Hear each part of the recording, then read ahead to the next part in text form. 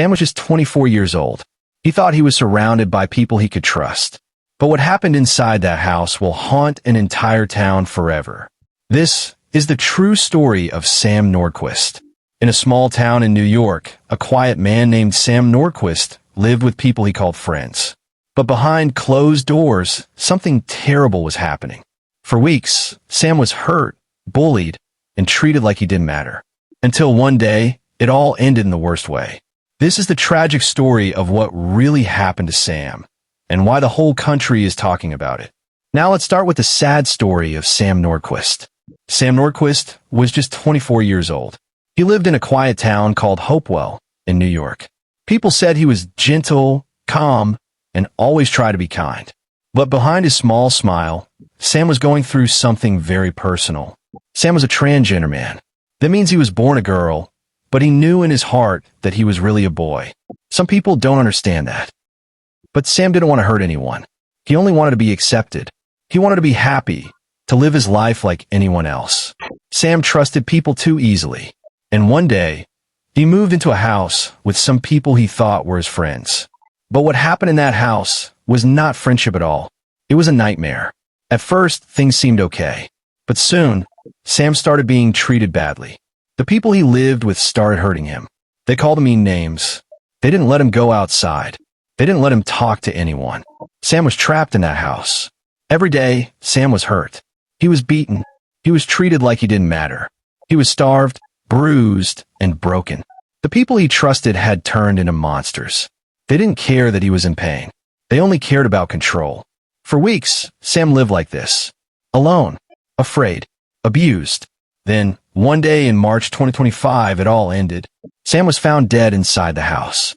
The police came after someone in the house, finally called 911.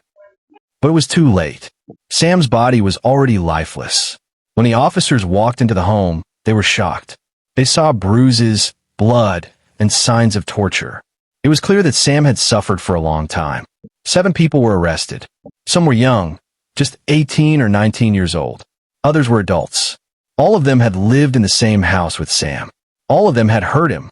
And now, they were being charged with kidnapping, torture, and murder. The police called it one of the worst crimes they had ever seen. When people heard about what happened to Sam, they cried. All across New York, and even across the country, people were heartbroken. They couldn't believe that someone could be hurt so badly, just for being different. Many believed that Sam was targeted because he was transgender. He didn't fit into the box other people wanted him to fit into, and that made him a target. But Sam's story also lit a fire in people's hearts. People came together. They held candles. They made signs. They shared his name online. They said, "Justice for Sam." They said, "No one should suffer like this ever again." Sam Nordquist didn't ask for fame. He didn't want to be part of a news story. All he wanted was a life of peace, a life of respect, a life of love. But his story reminds us all of something important. Being different is not a crime. No one deserves to be hurt because of who they are. Sam's life was short, but now the world knows his name. And we won't forget him. If you believe in kindness, if you believe that every person matters, then share Sam's story. Let people know that this should never happen again. Let's dive into who Sam Nordquist was and why people hurt him. Sam Nordquist was someone who just wanted to be understood. He was 24 years old. He had a soft voice and a gentle heart. People who knew Sam said he didn't like to argue or fight. He liked music, being around animals, and spending quiet time by himself. He had dreams, like everyone else. He wanted to find work, make friends, and build a better future. But Sam also carried something inside, a truth about who he was. Sam was transgender.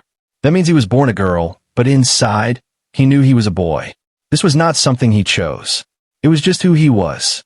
And that truth made life harder for him. Not everyone around Sam understood what it meant to be transgender. Some people made fun of him. Others didn't want to be near him. They said hurtful things, and they made Sam feel like he didn't belong. But Sam never wanted to hurt anyone. He just wanted to live peacefully. He didn't want to be judged. He didn't want to be treated differently. He only wanted to be himself. That's why, when Sam found a house where he could live with other people, he was hopeful. He thought maybe these people would accept him. Maybe they would be kind. But he was wrong. We may never fully understand why the people in that house did what they did. But we know this: they saw Sam as weak. They saw someone they could control, someone they could blame, someone they could hurt, and no one would care. Some believe it was hate. Others say it was ignorance. Maybe it was both. The people who hurt Sam were cruel. They made fun of him because of who he was. They didn't see him as a human being. They saw him as different, and to them, that made it okay to treat him like he didn't matter. They were wrong. Deeply wrong. When someone is bullied for who they are, it can break them. It can make them feel small and scared. Sam lived with that pain every day in that house. He was alone, with no one to help him. The people he thought would be his friends turned into his abusers. And slowly, they took everything from him: his voice, his freedom, and finally, his life. Even though Sam's story ended in a tragic way, the truth is, Sam was brave. It takes strength to live in a world that doesn't understand you. It takes courage to keep going when people treat you like you don't matter. And Sam did that for 24 years. He may not have been loud. He may not have been powerful. But he was real. He was honest. He was true to himself. That is something his abusers will never understand. Here we discuss about how police found out what happened to Sam and who got arrested. So, how did the police find out what really happened to Sam Nordquist? It all started with a call. One of the people living in the house where Sam stayed finally picked up the phone and called 911. We still don't know exactly why they called. Maybe they got scared. Maybe it was guilt, or maybe they just didn't want to deal with what they'd done anymore. But by the time help arrived, it was already too late. When the officers walked into the house, they weren't prepared for what they saw. The room was cold. The air felt heavy. And there in one of the bedrooms was Sam. He wasn't moving.